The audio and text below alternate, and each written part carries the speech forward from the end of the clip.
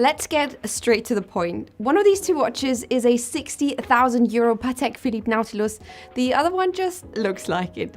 That one is actually a 500 euro high-end replica, and today I'm going to show you the most important tells to spot a fake right away, so let's get started.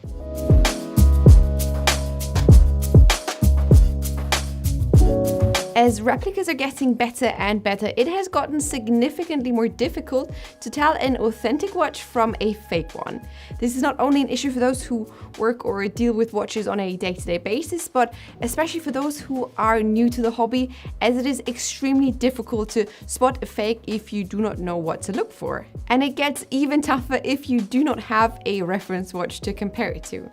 The Patek Philippe Nautilus 5711 replica I'm showing you today is shockingly by far one of the best replicas I have ever seen, even better than the Rolex replica I have covered on this channel before, which also brings me to my first question for you.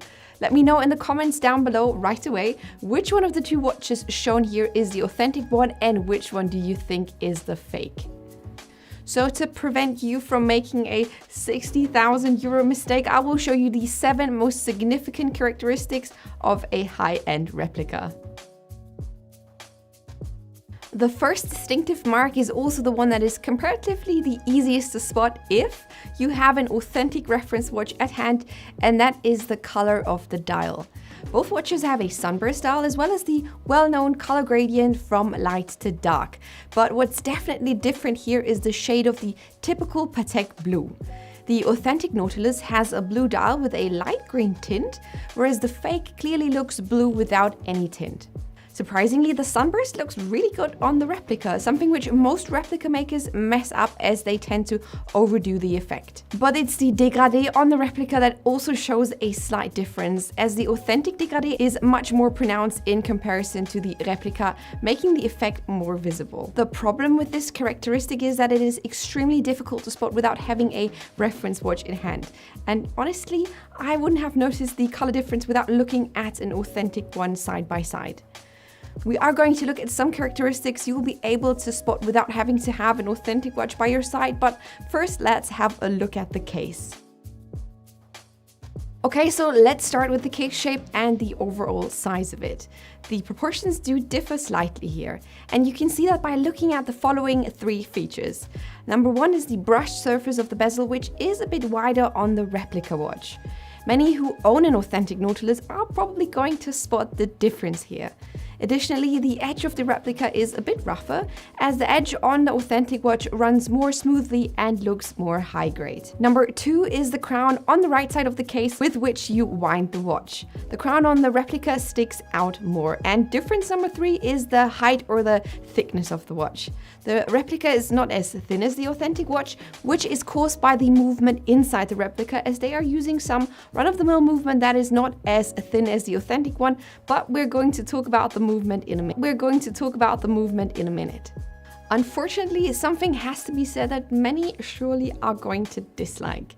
This 500 euro Nautilus replica is really well finished. Only when taking a closer look into the details you can see differences in 2 main areas.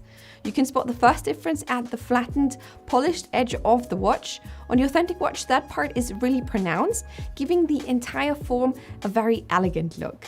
On the replica, on the other hand, that part is also present, but it is less pronounced and looks more like a regular edge.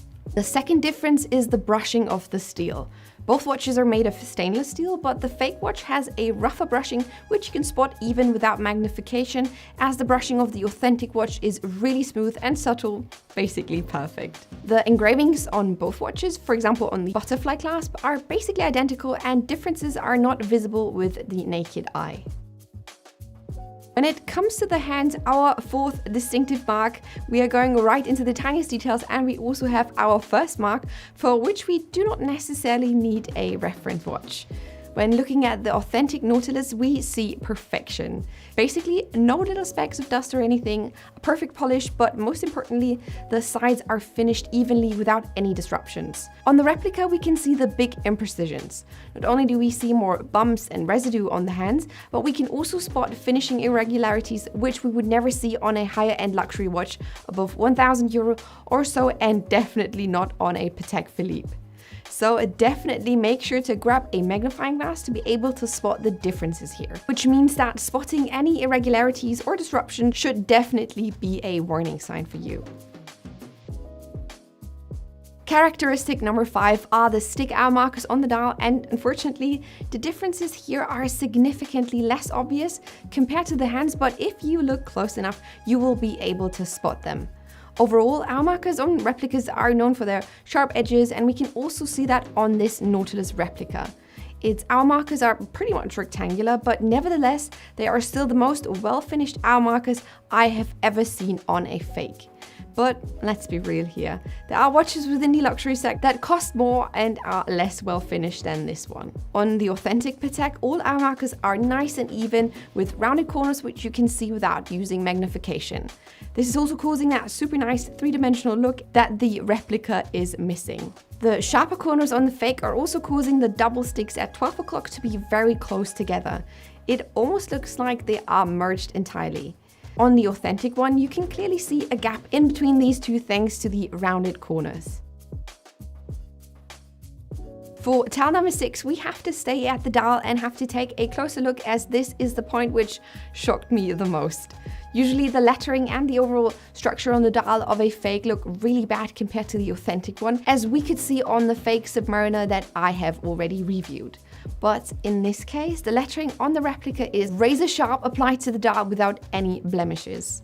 Luckily, I was able to look at a couple of authentic Nautilus watches, and as you can see here, on a 13-year-old authentic Nautilus, which has a slightly different dial than the current versions, that the lettering on the dial is, compared to the fake one, even a bit less precise. And even in direct comparison with the current authentic Nautilus, the differences here are honestly too inconclusive to really tell them apart from each other. But luckily, you're able to spot visible differences at the date display. Whereas the date on the authentic watch is crisp and sharp, the white background of the date disc on the replica shows some sort of linen-like structure underneath, but you would definitely need a magnification glass to spot that. We can see another small difference within the structure of the dial. As I've mentioned before, the dégradé and sunburst look impressive on both. You can see on the close-up that the dial on fake has a slightly rougher finish with some added irregularities. The dial on the authentic watch stays immaculate even below an ultra macro lens. So the last distinctive mark is also the most noticeable, and lucky for us, the Nautilus has a see-through case back, so everyone can look straight into the movement.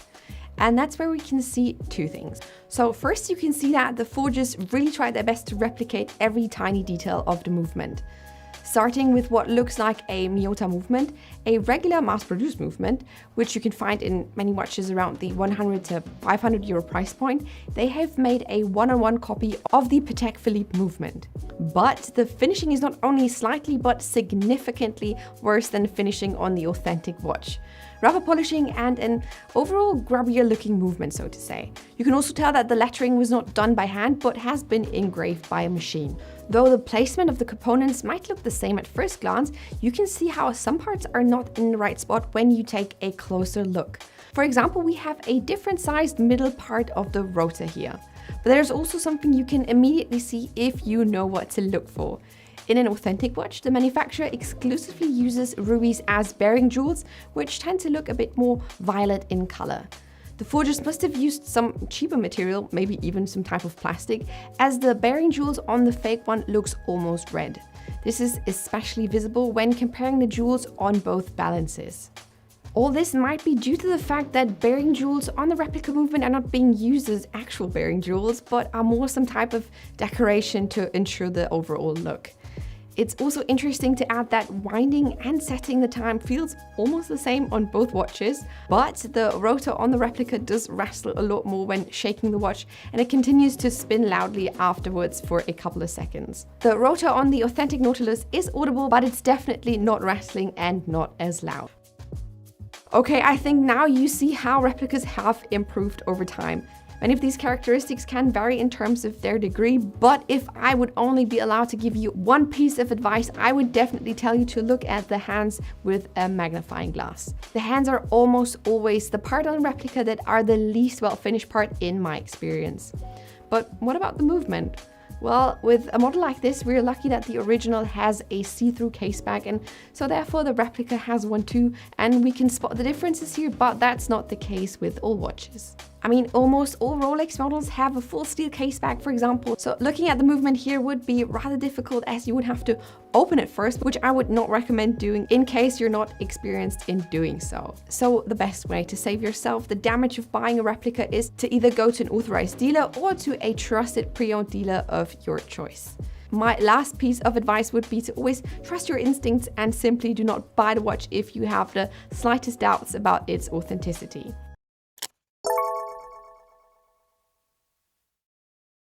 Hi, I'm Jenny, and in today's video I'm going to show you the 7 most important tells to spot a fake Rolex.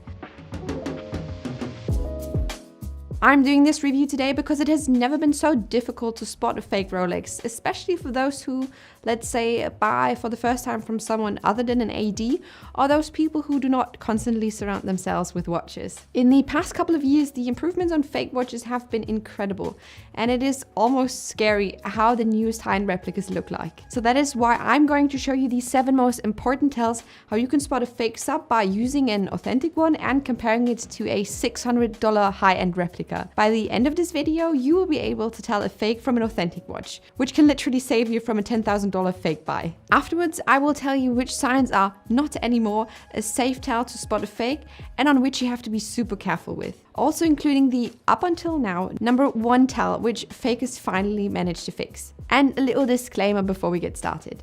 Please do not buy fake watches. This watch has been given to me from someone for this review. Watches are about a feeling, an accomplishment in your life, and the first person you are lying to when buying a fake watch is yourself. Nevertheless, how small the chances are of someone else noticing it.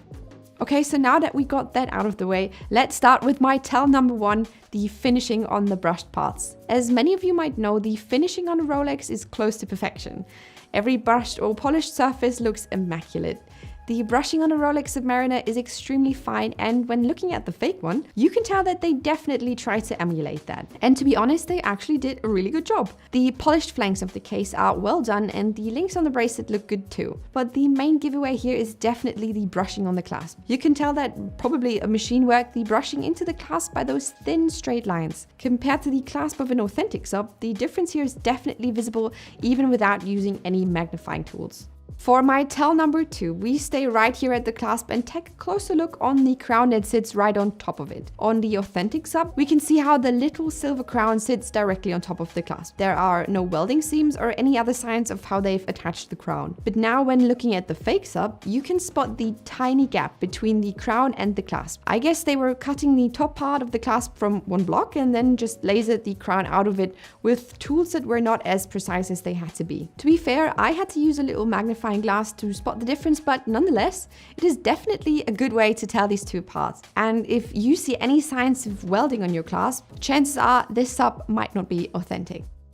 Okay, let's get right into the next tell, and tell number 3 is easy to spot when you actually get to hold the fake sub. Submariner fans all over the world love the glide lock that comes with the Rolex Classic, and those who made the fake would have been stupid to not include a glide lock into their fake watches as well. The glide lock on the authentic watch glides smoothly up and down and is easily adjustable. But now, when you compare the glide lock on the fake, the difference here is huge. Sliding the bracelet up and down feels super scratchy, and you feel like you're actually going to ruin the glide lock when doing it. Besides that though, the overall feeling of the clasp on the fake watch is shockingly good, but the scratchy glide lock is definitely a dead giveaway.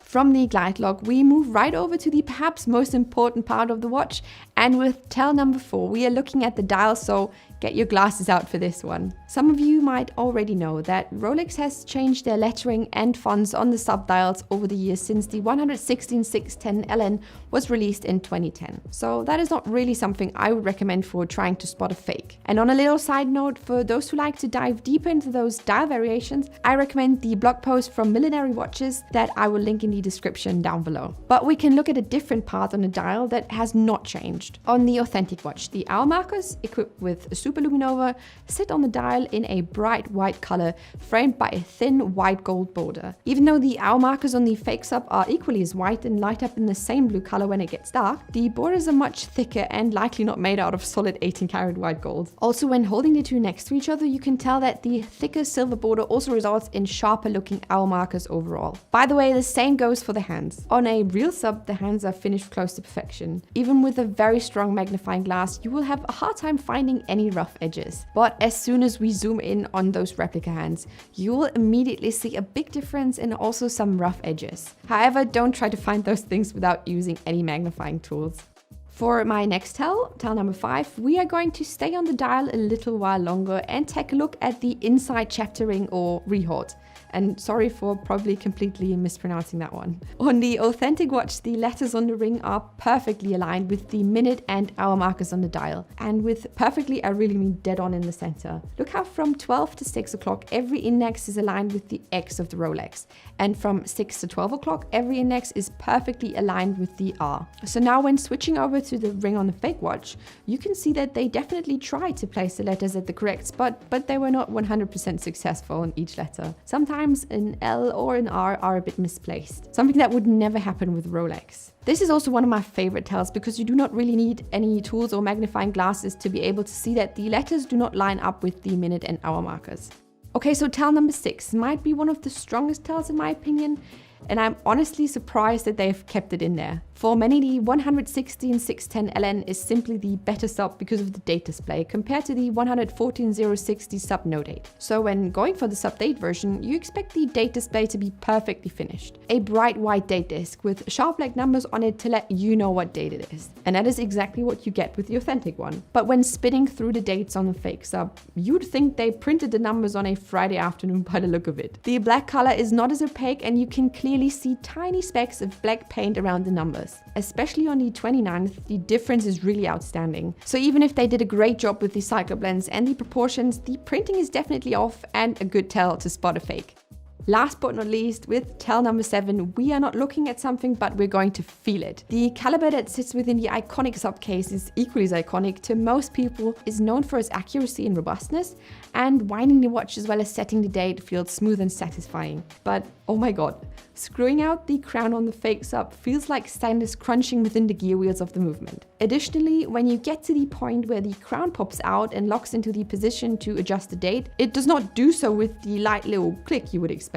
Oh no, it pops out with such a force that for a second I thought I had wrecked the stem when unscrewing it for the first time. So definitely check for that when you're not sure about the authenticity of a watch. Okay, so those were my 7 tells which help you to spot a fake Rolex. To complete this list, I also want to quickly address the characteristics on an authentic Rolex some people believe are a 100% safe way to tell a fake from an authentic watch. And this is where it gets the most dangerous. First of all, some believe that the little crown that has been lasered into the crystal is not to be found on fake watches, which is wrong unfortunately. As you can see here, fakes do have the same little crown engraved, and as far as I know, they have been doing that for quite some time. Secondly, you have those who say that you need to look out for the serial number on the chapter ring. As long as there's a number, it's an authentic watch. And again, that's wrong. The inscription on the fake watch sits there complete with the serial number and all, so that's definitely not a reliable source. And thirdly, we have the just shake the watch and if you hear it rattle, it's definitely a fake people. And you might have guessed it, but that's not the case either. Shaking both the fake and authentic watch sounds exactly the same, so do not waste your time hurling around your watch in order to check whether it's fake or not. But the biggest change on this newest high-end replica is a part which fakers never managed to only come close to up until now. For pretty much every fake watch, the markers on the bezel were not platinized like they are on an authentic watch, but instead painted on. Something you would be able to spot almost right away, as you can see in this fake Rolex footage from some years ago. However, this is the first fake Rolex that really uses the same, what looks like platinizing technique for the bezel, which makes the numbers look super sharp and precise and also takes away one of the simplest tells of a fake Rolex.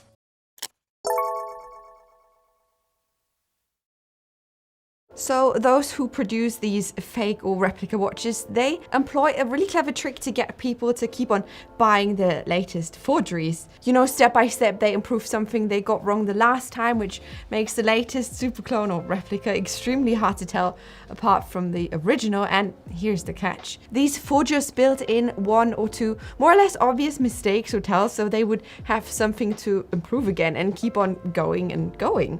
But this Daytona is different. This is probably the most accurate replica I have ever seen, and it's also the first one on which I couldn't immediately spot something right away. It really took a good amount of time and an ultra macro lens to be able to spot distinct differences between the replica and the original. And on a not so fun side fact, we brought it to a watchmaker and they weren't able to tell them apart either without taking the case back off. So in this video, I want to show you the 7 tells that can still help you to distinguish the original from this almost $1,000 high-end replica, and also prevent you from making a, at this time, almost $30,000 mistake. And when we are through with the 7 tells, I'd also want to show you which part on the replica is even better compared to the authentic one. So let's get started.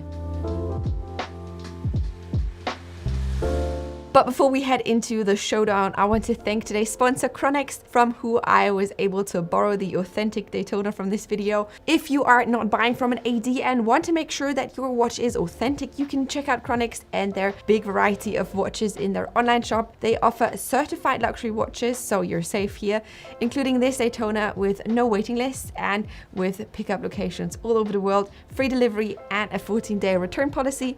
And I have a very special coupon code for my viewers. With code Jenny, you'll get a discount on your next order from Chronex, so make sure to use code Jenny at checkout. The first 2 tells are the easiest to spot without a magnifying glass or something similar, but I got bad news for you though. Those aren't always reliable, but I will get to that in a second. So tell number 1 is on the clasps, or let's start it that way. The overall finishing is surprisingly good on the fake. The bracelet itself is now also made from 904L steel, the same alloy Rolex is using. And so by just looking at it, you can say that the bracelet of the replica is just as well finished as the authentic one. But you know, the devil always lies in the detail, and this time it's at the clasp itself. On an authentic Rolex, you get these even gaps or spaces in between the separate parts. The replica here is much more sharp edged, which gets even more obvious when you see that there are almost no gaps in between the latch and the rest of the clasp. It's something that most replicas can't or won't properly do. Those way too sharp edges, no real smoothness, and so it is something I look at first. So yeah, if you have no smooth edges and little to no even gaps between these individual parts and everything looks just like crammed in together, chances are it's a replica you're looking at.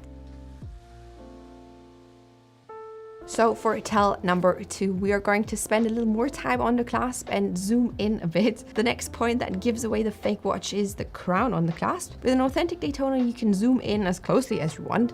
The crown stays nice and smooth and rounded in its form, right? So let's put the fake clasp next to it and zoom in on that crown. Can you see the overall much worse finishing? On the rounded ends of the tips of the crown, you can definitely see the rough structure. And can you also spot this like weird border around it?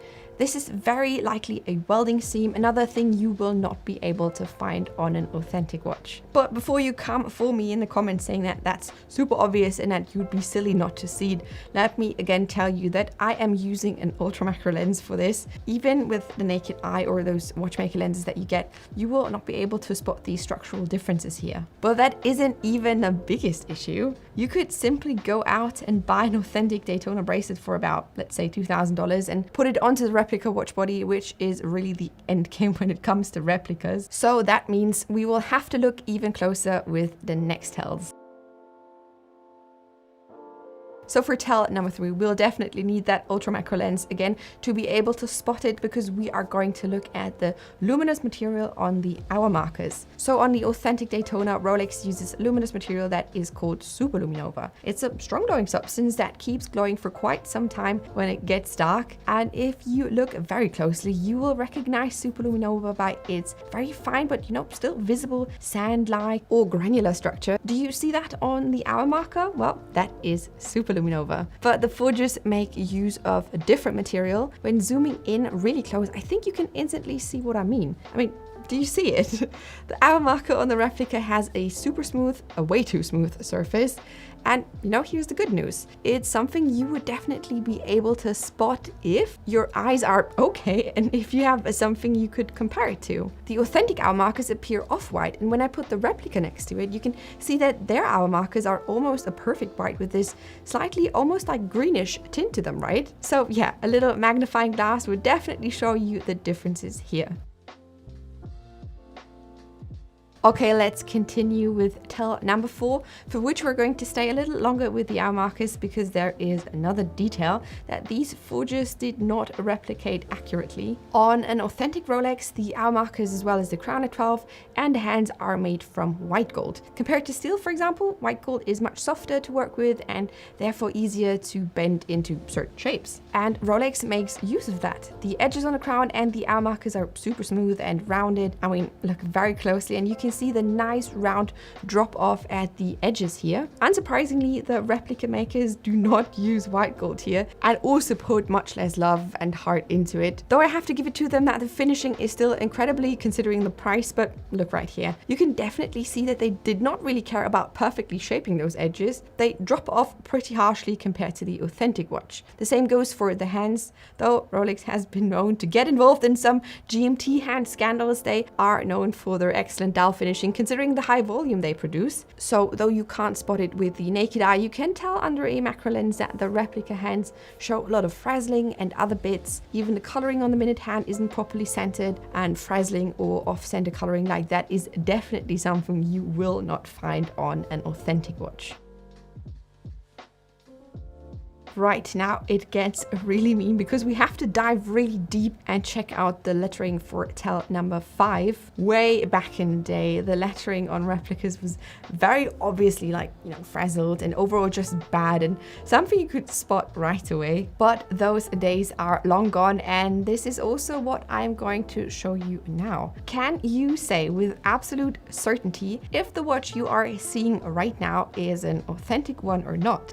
You can pause the video right now and leave a comment down below with the timestamp and let me know what you think. In general, you would be able to identify the replica by a slightly more bold lettering and markings on the dial. Those tiny lines or sticks on the side are overall applied really well. So it's only when we put the authentic Daytona right next to it is when we can see the differences in thickness. And to answer your question, what I just showed a couple of seconds ago was the authentic Daytona. And as you can see, the details on fake look much thicker in comparison. And we're going to stay on the dial because we need to take a look at the raised inside of the dial, the, please don't kill me for mispronouncing it, Rehot? I don't know, sorry. On an authentic watch, you get the repeated Rolex lettering with the watch's serial number at 6 o'clock engraved into that frame. Something that makes a watch harder to replicate, but definitely not impossible, as you can see. But I wouldn't have brought it up if there wasn't a slight difference on the replica. So on the authentic watch, the engraving is super sharp, clean and even, no irregularities here. On the replica, however, we can clearly see a thick dark line right in the middle of the lettering. The only problem here is the fact that you would still need an ultra macro lens to see that. A regular magnifying glass definitely would not be enough here. So if you are still watching up to this point, thank you. I am sure you realize how difficult it is to tell these two apart, but it gets even tougher when you are, in the middle of buying the watch instead of just sitting in the studio like I did for hours. And I'm sure you're not just going to, whip out a microscope when you're about to buy a watch, right? So my last tell is something that could save us all from carrying around a microscope or a camera with an ultra macro lens all the time. There is only one catch here. You have to open up the case back because that's the only way to take a look at the movement. And I have to say, I was really shocked at first when I saw the replica movement. At first glance, pretty much all parts are where they should be, except for one little detail. And let's see if you can spot it. There is one part here on the fake that is too much. So something you wouldn't find on the authentic movement, and you could spot it right away if you knew what to look for. So can you see it? Rolex is using regulator screws. Those are these tiny little bits on the balance, so you can loosen or tighten them to change, well, the balance point of the balance to either slow it down or make it faster to set it accurately up to the second. But that is something only Rolex uses. That's why you can see this small second little thingy on the replica movement, because that is the regulation mechanism of the fake movement. And well, that is something which lets you spot all replica watches right away with absolute certainty. Okay, so now that we went over the 7 tells, I want to get back to my promise I made in the beginning, something the replica is better at compared to the authentic Rolex. So since the middle of the 2000s, Rolex engraved this tiny little crown on the bottom of their crystals. You have to find the right angle to spot it, which might take a while, but it's there. And so while you can see the crown on the authentic here, I have to say that the engraved crown on the replica looks a lot better. I am not sure why exactly that is. Perhaps they are using 2 different methods to apply that crown into the crystal, but the difference here is clearly visible. I think it is a bit ironic that the crystal crown used to be this, big distinguishing characteristic between fakes and authentic watches, and now the forgers went completely overboard and engraved a pretty perfect crown into their fakes. So yeah, now you know all of the 7 tells to distinguish even one of the best replicas from the authentic Daytona.